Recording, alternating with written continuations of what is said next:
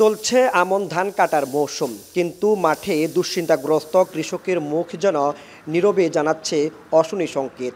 কুমিল্লার ফসলি জমি জুড়ে ছড়িয়ে পড়ছে ফলস স্মার্ট ছত্রাকজনিত এই রোগে ধানের স্বাভাবিক শস্যদানা পরিণত হচ্ছে হলদেটে জলপাই রঙের গুটিতে। ফলে পুরোপুরি পেকে ওঠার আগেই বাধ্য হয়ে ধান কেটে ফেলছেন কৃষানীরা। 5-6 বার ওষুধ দেওয়া হয়েছে, কারো কারো আর বেশি দেওয়া হয়েছে। এখন আবার ওই ফুডা রোগ একটা শুরু হয়েছে, কি গু কয় এই কয় মানুষকে লক্ষ্মীর গু, আমি কেটি শয়তানের গু।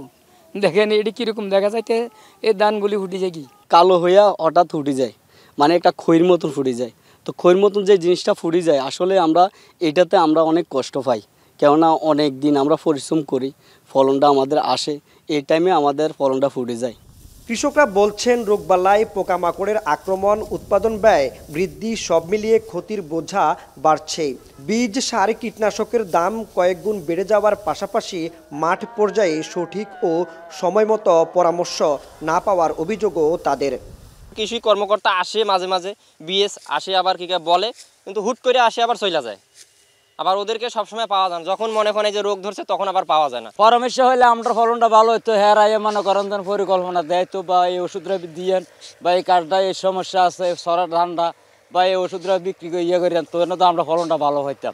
যদিও জেলা কৃষি বিভাগ বলছে চলতি মৌসুমে আমনের আবাদ বেড়েছে প্রায় 47,000 হেক্টরে, তবে জমি বাড়লেও ফলনের লক্ষ্যমাত্রা কমেছে প্রায় 1,500 টন।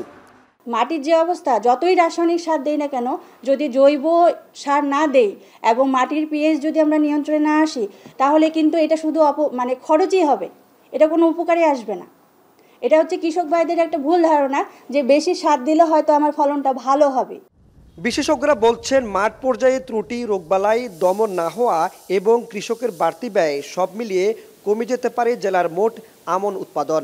সংকট দেখা দিতে পারে জেলার খাদ্য ভাণ্ডারেও। তাই দ্রুত সমন্বিত উদ্যোগ নেয়ার তাগিদ দিচ্ছেন কৃষিবিদরা। মাসুদ আলম, এখন, কুমিল্লা।